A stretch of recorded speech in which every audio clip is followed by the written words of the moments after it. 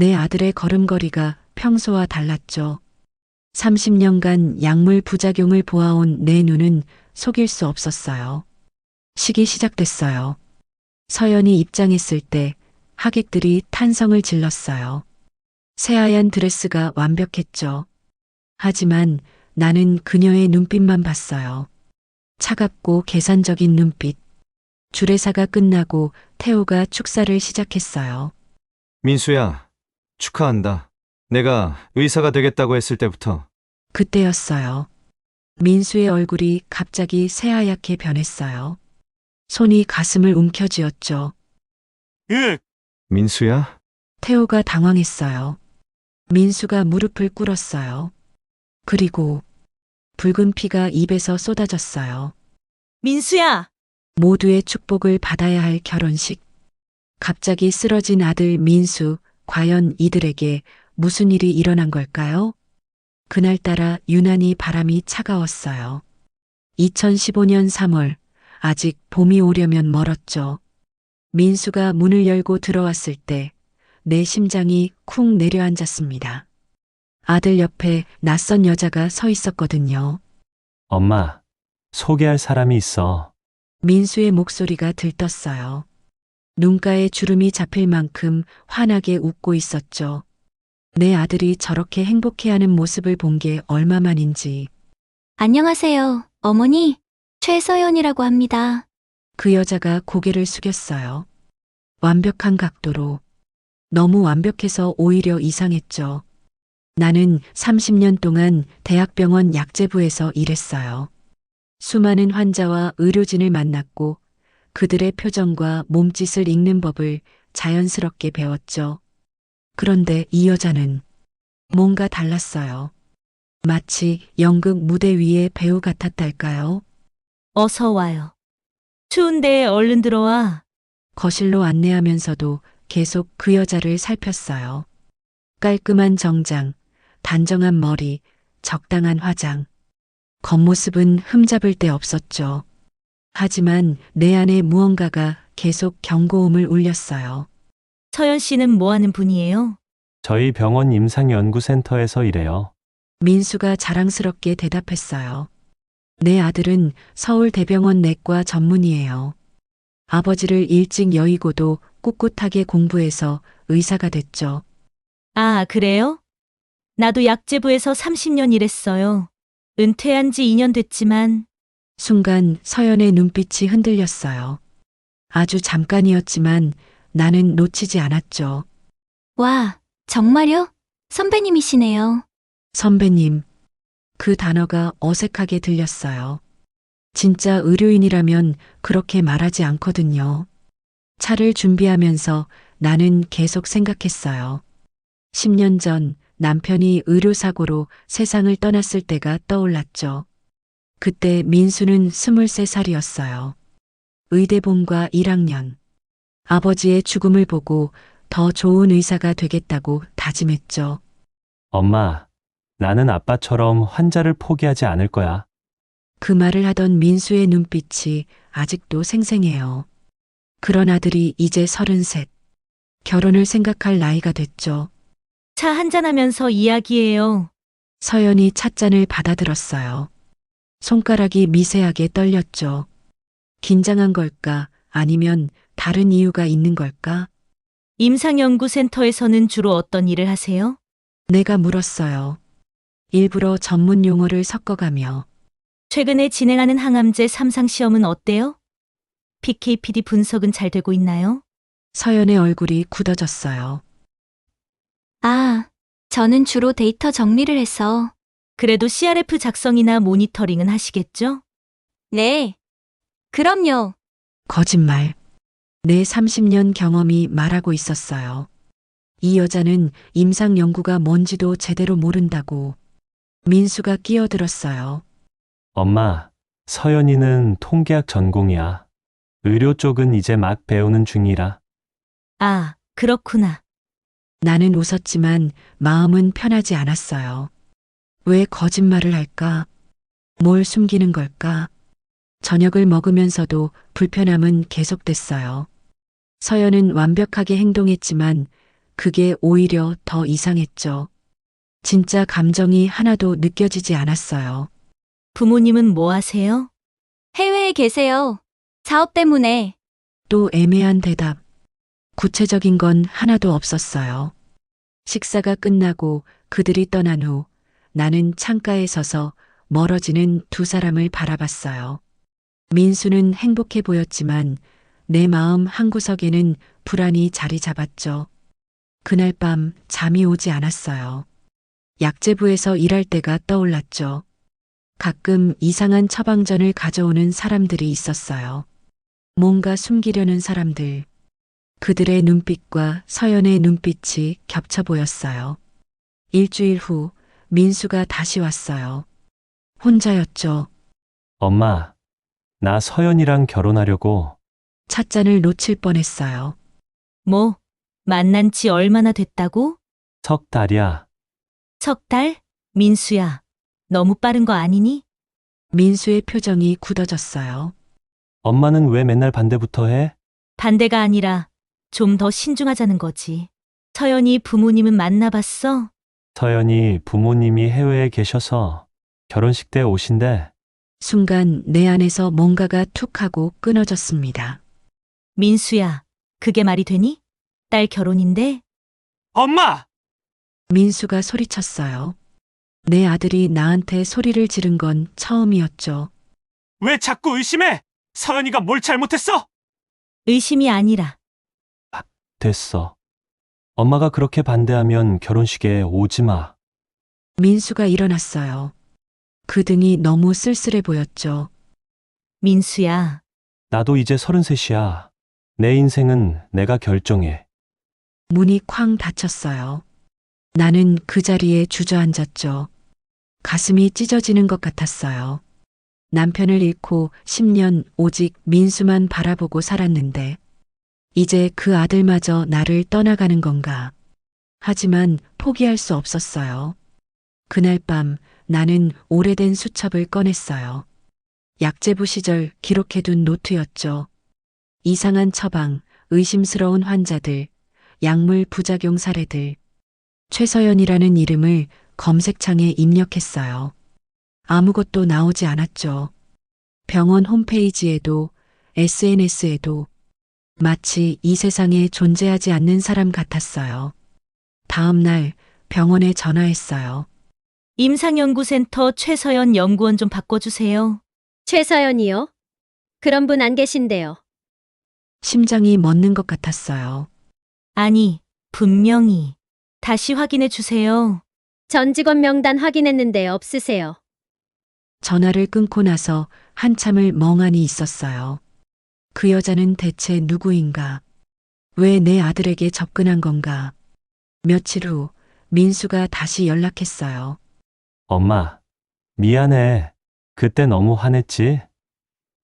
아니야. 엄마도 미안해. 이번 주말에 서연이랑 같이 갈게. 제대로 이야기하자. 그래, 알았어. 전화를 끊고 나서 결심했어요. 이번에는 확실히 알아내야겠다고. 그 여자의 정체를. 하지만 그때는 몰랐어요. 이미 너무 늦었다는 걸. 민수가 이미 그 여자의 그물에 깊이 걸려들었다는 걸. 그리고 내가 상상도 못한 끔찍한 일이 기다리고 있다는 걸. 결혼식 날 아침 나는 한복을 꺼내 입었어요. 남편 장례식 이후 처음 입는 한복이었죠. 거울을 보니 10년 세월이 고스란히 얼굴에 새겨져 있었어요. 민수와는 한 달 동안 연락이 끊겼어요. 그 사이 결혼 준비는 서연이 주도했다고 들었죠.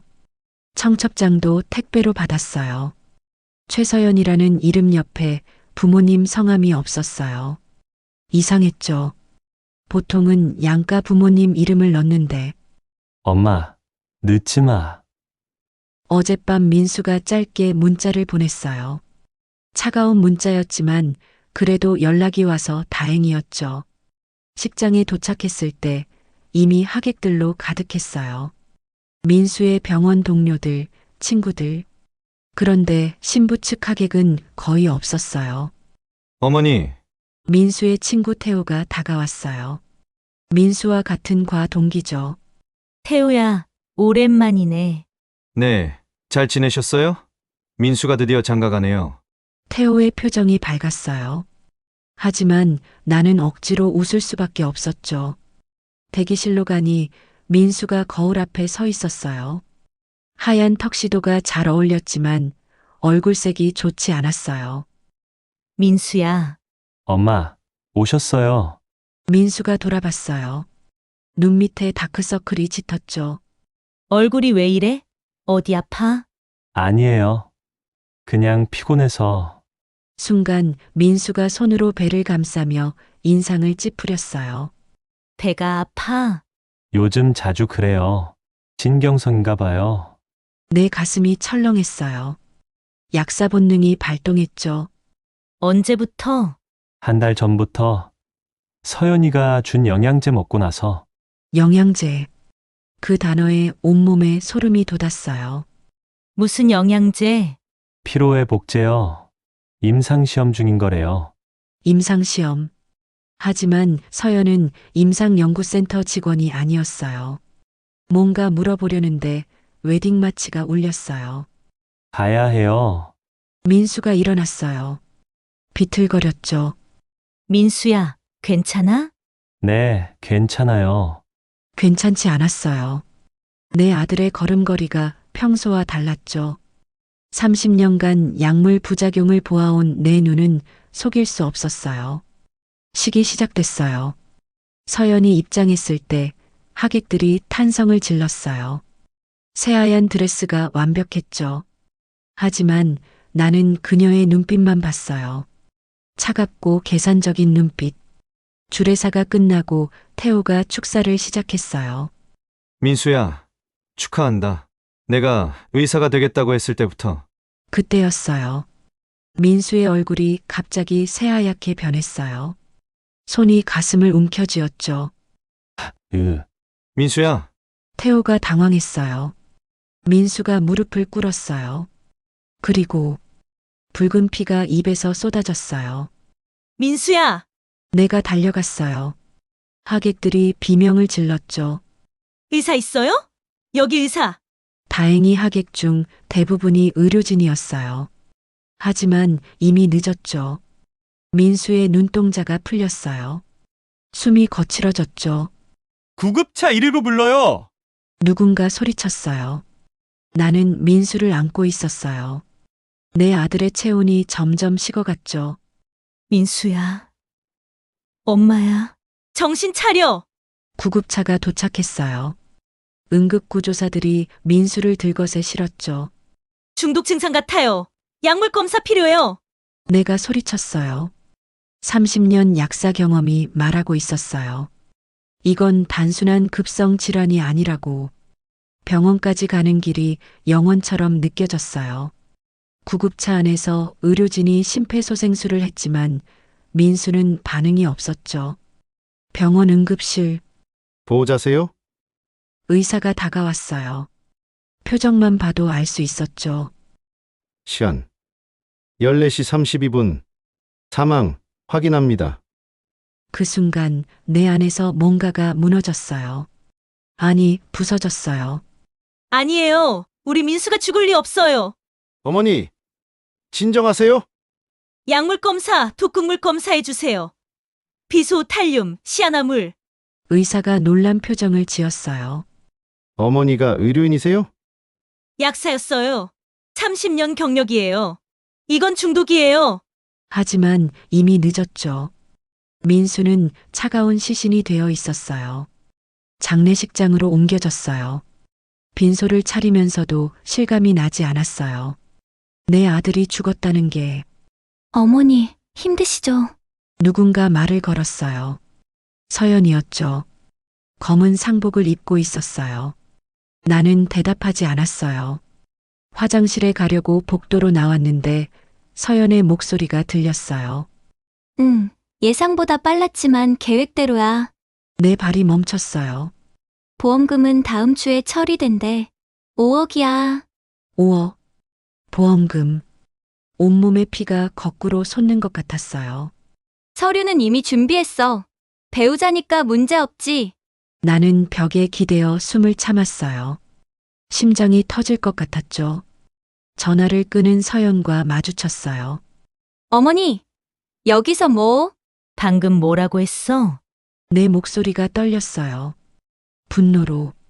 무슨 말씀이세요? 보험금. 5억. 서연의 표정이 변했어요. 그 완벽한 가면이 잠시 벗겨졌죠. 아, 그건 민수 오빠가 가입해둔 보험이 있어서. 민수가 가입했다고? 네, 결혼 준비하면서.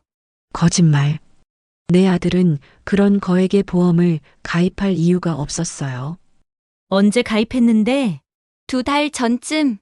2달 전 서연을 만나고 얼마 안 됐을 때였죠. 수익자는? 저요, 배우자니까요. 그 순간 모든 퍼즐이 맞춰졌어요. 급한 결혼, 부모 없는 상견례, 정체불명의 영양제, 그리고 5억 보험금. 너, 설마.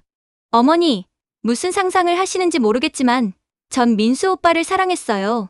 서연이 눈물을 흘렸어요. 완벽한 연기였죠. 그만해! 연기 그만하고 진실을 말해! 어머니가 너무 슬퍼서 제정신이 아니신가 봐요. 서연이 한숨을 쉬었어요.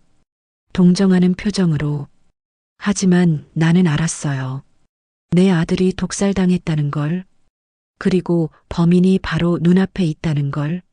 부검할 거야. 내가 말했어요. 서연의 표정이 굳었죠. 부검이요? 그래. 정확한 사인을 알아야겠어. 민수 오빠가 원하지 않을 거예요. 내 아들이야. 내가 결정해. 법적으로 배우자인 제 동의가 필요할 텐데요. 배우자. 그 단어가 비수처럼 가슴에 박혔어요. 혼인신고했어? 당연하죠. 1달 전에요. 1달 전. 내가 민수와 싸운 직후였어요. 모든 게 계획적이었어요. 치밀하고 잔인한 계획. 너를 용서하지 않을 거야. 내가 말했어요. 서연이 미소를 지었어요. 차가운 미소를. 어머니가 뭘 하실 수 있겠어요? 전 이제 민수 오빠의 미망인이에요. 법적으로 보호받는. 그날 밤 나는 결심했어요. 내 아들의 죽음을 밝혀내겠다고.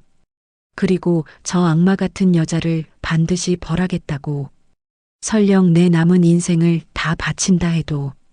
부검 결과를 기다리는 일주일은 지옥 같았어요. 매일 밤 민수가 꿈에 나타났죠. 하얀 가운을 입고 웃으면서.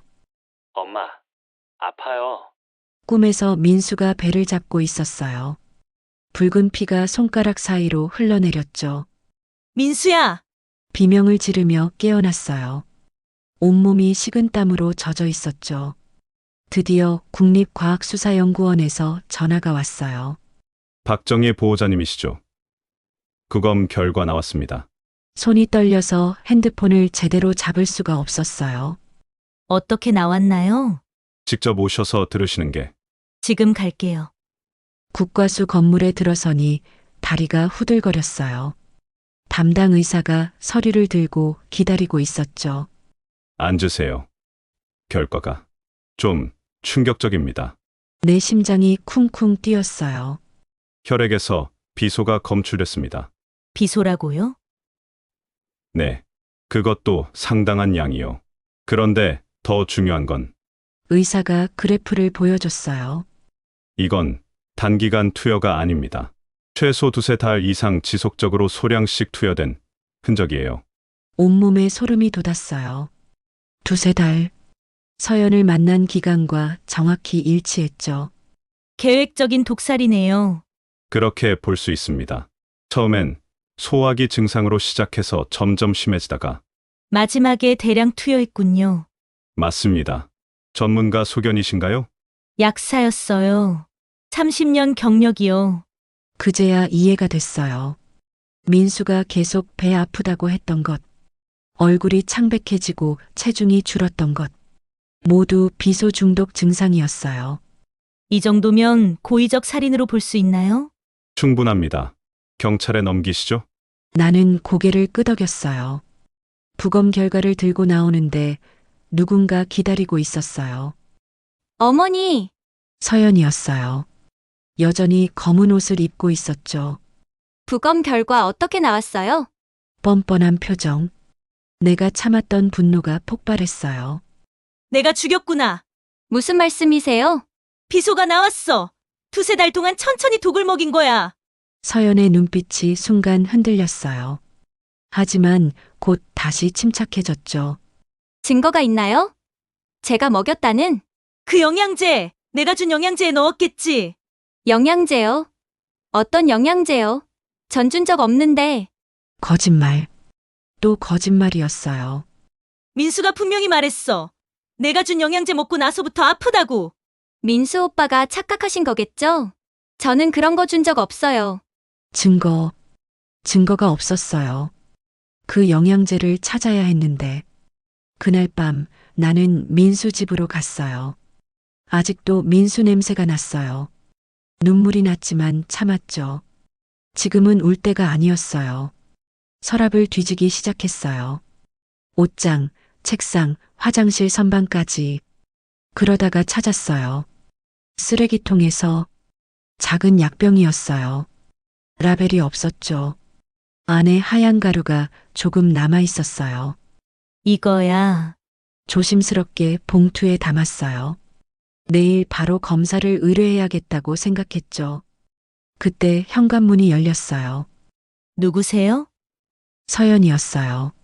어머니, 여기서 뭐 하세요? 민수 물건 정리하러 왔어. 이제 여긴 제 집이에요. 법적으로 또 그 차가운 목소리. 그래도 민수 물건은 다 버릴 거예요. 보기 싫으니까. 순간 머리가 하얘졌어요. 뭐라고? 죽은 사람 물건 붙들고 있어봐야 뭐해요. 깨끗이 정리하는 게 좋죠? 이 여자가 진짜 사람인가. 손에 든 봉투를 꽉 쥐었어요. 이것만은 뺏길 수 없었죠. 다음 날 나는 사설 탐정을 찾아갔어요. 강진호 탐정사무소. 간판이 낡았지만 소문으로는 실력이 좋다고 했어요. 어떤 일로 오셨나요? 강진호는 전직 경찰이었어요. 눈빛이 날카로웠죠. 제 아들이 독살당했어요. 그렇게 모든 이야기를 털어놨어요. 서연의 정체, 부검 결과, 보험금. 진호가 심각한 표정으로 들었어요. 최서연이라. 그 이름 가짜일 가능성이 높네요. 가짜요? 수법이 너무 능숙해요. 초범은 아닌 것 같은데 그 말에 온몸이 얼어붙었어요. 그럼 혹시 전에도 비슷한 일을 했을 가능성이 있어요. 조사해 볼게요. 2천만 원. 적지 않은 돈이었지만 망설이지 않았어요. 시간이 얼마나 걸릴까요? 빠르면 일주일, 늦어도 보름이면 될 거예요. 일주일 후 진호가 연락했어요. 지금 당장 오실 수 있어요? 목소리가 떨렸어요. 뭔가 큰 걸 발견한 것 같았죠. 사무실에 들어서니 진호의 표정이 창백했어요. 앉으세요. 이거 생각보다 심각해요. 책상 위에 서류가 가득했어요. 사진도 여러 장 있었죠. 진짜 이름은 최지우예요. 최지우? 네. 그리고 이번이 세 번째예요. 세 번째. 그 말이 가슴에 못처럼 박혔어요. 첫 번째 피해자, 김태준. 2012년 사망. 내과 전공이었어요. 사진을 보니 젊은 의사였어요. 민수 또래로 보였죠. 차이는? 급성 신부전. 그런데 부검은 안 했대요. 두 번째는 이상혁. 2014년 사망. 외과 펠로우였고 역시 결혼 직후 사망했어요. 패턴이 보였어요. 모두 의사, 모두 젊은 남자, 모두 결혼 직후 사망. 보험금은? 첫 번째 2억, 두 번째 3억이었어요. 그리고 민수는 5억. 점점 액수가 커지고 있었어요. 왜 의사만 노렸을까요? 진호가 또 다른 사진을 보여줬어요. 이 사람이 핵심인 것 같아요. 최은주. 최지우의 언니예요. 사진 속 여자는 우울해 보였어요. 2005년 의대 입시 부정행위로 적발됐어요. 신고자가 누구였어요? 기록상으로는 민수 씨로 되어 있는데 아니에요. 민수는 그런 일 안 했어요. 저도 이상해서 더 조사해봤더니 실제 신고자는 다른 학생이었어요. 하지만 최은주는 민수 씨라고 믿고 있었던 거죠. 오해. 잘못된 복수심. 그게 내 아들을 죽였어요. 그래서 동생을 시켜서 처음엔 복수 목적이었겠죠. 하지만 첫 살인 이후 달라진 것 같아요. 돈 때문에? 네. 보험금의 유혹을 못 이긴 거죠. 내 손이 떨렸어요. 분노와 슬픔이 뒤섞였죠. 이 자료로 재수사 요청할 수 있을까요? 충분해요. 특히 이거. 진호가 서류 하나를 더 꺼냈어요. 최지우가 구입한 쥐약 구매 내역이에요. 비소 함량이 높은 제품이죠. 드디어 증거를 찾았어요. 그런데 어머니, 하나 더 있어요. 뭔데요? 최지우가 벌써 다음 타겟을 물색하고 있어요. 내 심장이 멈추는 것 같았어요. 누구요? 정태원이라는 치과의사예요. 벌써 접근했대요. 또 다른 피해자가 생기기 전에 막아야 했어요. 그날 밤 나는 결심했어요. 법이 그녀를 잡지 못한다면 내가 직접 나서겠다고. 내 방식대로. 재판이 열리기 일주일 전 최은주가 자수했어요. 전 최은주입니다. 민수 씨 살인을 교사했어요. 경찰서에서 연락이 왔을 때 나는 믿을 수가 없었어요. 왜 갑자기 자수를 했을까? 취조실에서 은주를 만났어요. 수척한 얼굴, 흐트러진 머리. 지우와는 전혀 다른 모습이었죠. 왜 자수했어요? 내 목소리가 떨렸어요. 분노보다는 궁금함이 컸죠. 지우가 또 시작했어요. 또요? 은주의 눈에 눈물이 고였어요. 새로운 남자를 만났대요. 이번엔 10억짜리 보험을 들겠다고. 10억? 숨이 막혔어요. 더는 못 보겠어요. 제가 만든 괴물이. 괴물. 그 단어가 가슴에 박혔어요. 처음부터 다 말해요. 왜 우리 민수를? 은주가 고개를 들었어요. 눈이 충혈되어 있었죠. 2005년이었어요. 의대 입시에서 부정행위로 걸렸죠. 그게 민수랑 무슨 상관이? 신고자가 민수 씨라고 들었어요. 아니, 그렇게 믿었어요. 하지만 그건 오해였죠. 진짜 신고자는 다른 사람이었어요. 그 후로 제 인생은 망가졌어요. 의대는 영원히 갈 수 없게 됐고, 은주의 목소리가 떨렸어요. 10년을 그 원한만 품고 살았어요. 그러다 지우에게 거짓말을 한 거군요. 네, 민수 씨가 절 성폭행하고 버렸다고 거짓말했어요. 내 안에서 뭔가가 폭발할 것 같았어요. 어떻게 그런 거짓말을? 미쳤었어요. 복수에 눈이 멀어서. 은주가 흐느꼈어요. 지우는 제 말을 믿었어요. 언니를 위해 복수하겠다고. 하지만 결과는 달랐죠. 첫 번째 남자가 죽고 나서 지우가 변했어요. 언니, 이거 생각보다 쉬운데? 그러더니 돈 맛을 알게 된 거였어요. 복수는 핑계가 되고 연쇄살인범이 된 거죠.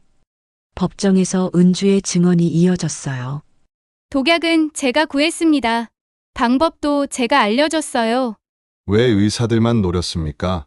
검사가 물었어요. 제 복수심 때문이었어요. 의사가 되지 못한 한. 하지만 지우는 끝까지 부인했어요. 전 언니가 시킨 대로 했을 뿐이에요.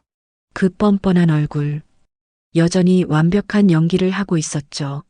피고인 최지우, 직접 독을 탔습니까? 아니요. 언니가 준비한 걸 음식에 넣기만 했어요. 거짓말. 다 거짓말이었어요. 내가 일어섰어요. 재판장님, 제가 증거를 가져왔습니다. 법정이 술렁였어요. 방청인은 조용히. 전 피해자의 어머니입니다. 그리고 30년 경력의 약사였어요. 재판장이 잠시 고민하더니 허락했어요. 증거가 뭡니까? 나는 준비한 서류를 꺼냈어요. 최지우가 구입한 쥐약 성분과 제 아들 혈액에서 나온 비소가 100% 일치합니다. 전문적인 화학 분석 자료였어요. 약사로서의 지식을 총동원했죠. 이런 특수한 구조의 비소는 오직 이 제품에만 있습니다. 지우의 얼굴이 창백해졌어요. 그리고 이것도 있습니다. 약국 CCTV 화면을 보여줬어요. 지우가 쥐약을 사는 모습이 선명했죠. 날짜를 보세요. 민수가 아프기 시작한 시점과 일치합니다. 더 이상 빠져나갈 구멍이 없었어요. 하지만 지우는 여전히 발뺌했어요. 그래도 제가 직접 먹였다는 증거는? 그때 뜻밖의 증인이 나타났어요. 저 증언하겠습니다. 정태원이었어요. 지우의 새로운 타겟이었던 치과 의사. 피고인이 저에게도 이상한 영양제를 권했습니다. 그가 약병을 꺼냈어요. 다행히 먹지 않고 보관했는데 검사해보니 비소가 들어있었습니다. 법정이 다시 술렁였어요. 지우가 처음으로 당황한 표정을 지었죠. 그건 더 있습니다. 태원이 녹음 파일을 제출했어요. 보험 들어줘. 5억짜리로. 아니, 10억도 괜찮아. 지우의 목소리였어요. 왜 그렇게 많이? 그냥 나중에 도움될 거야. 결정적 증거였어요. 판사가 망치를 들었어요. 더 이상의 증언이 필요 없을 것 같습니다. 일주일 후 판결이 나왔어요. 피고인 최은주, 살인교사 혐의로 징역 12년, 피고인 최지우, 살인 혐의로 무기징역을 선고한다. 무기징역. 드디어였어요. 지우가 끌려가면서 나를 봤어요. 그 눈빛은 더 이상 차갑지 않았죠. 공포로 가득했어요. 이게 끝이 아니에요. 지우가 소리쳤어요. 언젠가 나갈 거고 그때까지 살아있을지 의문이네요. 내가 조용히 말했어요. 무슨 뜻이? 교도소가 얼마나 무서운 곳인지 아세요? 특히 아이 엄마들한테는. 지우의 얼굴이 더욱 창백해졌어요. 사실 나는 아무것도 하지 않을 거예요. 하지만 그녀가 평생 공포 속에 살기를 바랐죠. 법정을 나오면서 하늘을 봤어요. 구름 한 점 없이 맑았죠. 민수야, 이제 편히 쉬어. 집으로 돌아오는 길 전화가 왔어요. 박 약사님, 도움이 필요한 사례가 있는데 또 다른 피해자 가족이었어요. 네, 제가 도울게요. 이제 시작이었어요. 민수가 못다한 일을 내가 이어가는 것. 정의를 위해, 진실을 위해. 그게 내가 살아가는 이유가 됐어요. 다음 날 나는 민수재단 설립 신청서를 제출했어요. 의료인 대상 범죄 피해자를 돕는 재단. 내 약학 지식과 경험이 이렇게 쓰일 줄은 몰랐죠. 첫 상담 전화가 왔어요. 남편이 이상한 약을 먹고 있는데 걱정 마세요. 제가 도와드릴게요. 전화를 끊고 민수 사진을 봤어요. 환하게 웃고 있는 내 아들. 민수야, 엄마가 계속 싸울게. 너처럼 착한 사람들을 위해서. 창밖으로 봄바람이 불어왔어요. 새로운 시작을 알리는 바람이었죠. 2016년 봄 민수가 떠난 지 1년이 됐어요. 무덤 앞에 섰을 때 바람이 살랑살랑 불었죠. 민수가 좋아하던 벚꽃이 흩날렸어요. 민수야, 엄마 왔어? 묘비를 쓰다듬으며 말했어요. 차가운 돌이지만 민수의 온기가 느껴지는 것 같았죠. 오늘 좋은 소식이 있어. 우리 재단에서 도운 사람이 벌써 20명이 넘었어. 민수재단은 생각보다 빨리 자리를 잡았어요. 의료인을 노린 범죄가 생각보다 많았거든요. 가짜 환자, 협박, 스토킹, 그리고 보험금 사기까지. 어제는 간호사 한 분이 찾아왔어. 이상한 환자가 계속 따라다닌대. 바람에 벚꽃잎이 묘비 위로 떨어졌어요. 민수가 대답하는 것 같았죠.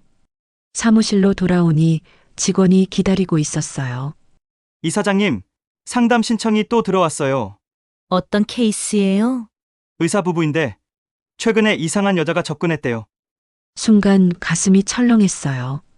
또 다른 최지우가 있는 건 아닐까? 자세히 들어볼게요. 연결해 주세요. 전화가 연결됐어요. 안녕하세요. 민수재단 박정희입니다. 안녕하세요. 저는 김현준이라고 합니다. 산부인과 의사예요. 목소리가 떨렸어요. 불안해하는 게 느껴졌죠. 천천히 말씀해 주세요. 무슨 일인지. 제 아내도 의사인데 최근에 이상한 여자가 저희한테 접근했어요. 어떻게 접근했나요? 병원 세미나에서 만났는데 의료 컨설턴트라고 하더라고요. 의료 컨설턴트. 최지우가 쓴 수법과 비슷했어요. 그 여자가 뭔가 권유했나요? 네, 보험을 들라고 하는데 금액이 너무 커요. 각자 10억씩. 20억. 숨이 막혔어요. 절대 들지 마세요. 그리고 그 여자와의 연락을 모두 끊으세요. 정말 위험한가요? 네. 제 아들도 같은 수법으로. 목이 메었어요. 아직도 민수 이야기를 하기는 힘들었죠. 내일 직접 만나서 자세히 설명드릴게요. 다음 날 현준 부부를 만났어요. 젊고 선량해 보이는 부부였죠. 민수가 살아있었다면 저런 모습이었을까? 이 자료를 보세요. 최지우 사건 자료를 보여줬어요. 신문 기사, 판결문, 그리고 피해자들의 사진. 부부의 얼굴이 창백해졌어요. 정말 이런 일이. 네. 그래서 조심해야 해요. 그 여자 이름이 뭐죠? 송미라라고 했어요. 신분증은 확인했나요? 아니요. 그냥 명함만. 역시 가짜일 가능성이 컸어요. 제가 조사해 볼게요. 그동안 절대 만나지 마세요. 일주일 후 조사 결과가 나왔어요. 송미라는 가짜 이름이었고 진짜 이름은 강혜진. 놀랍게도 최지우의 교도소 동료였어요. 이런. 최지우가 감옥에서도 제자를 키운 거였어요. 즉시 경찰에 신고했어요. 다행히 빠르게 검거됐죠. 아직 범행 전이라 큰 처벌은 받지 못했지만 최소한 현준 부부는 구했어요. 정말 감사합니다. 현준이 눈물을 흘렸어요. 아니었으면 저희도. 괜찮아요. 무사해서 다행이에요. 그들을 보내고 나서 민수 사진을 봤어요. 봤지? 엄마가 또 구했어. 어느 날 뜻밖의 손님이 찾아왔어요. 안녕하세요. 전 이상혁의 어머니예요. 이상혁. 최지우의 두 번째 피해자였죠. 어서 오세요. 그동안 연락도 못 드리고 감사 인사를 하고 싶었어요. 상혁 어머니는 많이 수척해 보였어요. 아들을 잃은 어머니의 슬픔을 나는 너무 잘 알았죠. 덕분에 진실이 밝혀졌어요. 저도 뭔가 하고 싶은데. 그럼 저희 재단에서 자원봉사 하실래요? 상혁 어머니의 눈이 빛났어요. 정말요? 제가 할 수 있을까요? 물론이죠. 피해자 가족이 가장 잘 이해할 수 있어요. 그렇게 재단은 점점 커졌어요. 피해자 가족들이 모여서 서로를 위로하고 또 다른 피해를 막기 위해 노력했죠.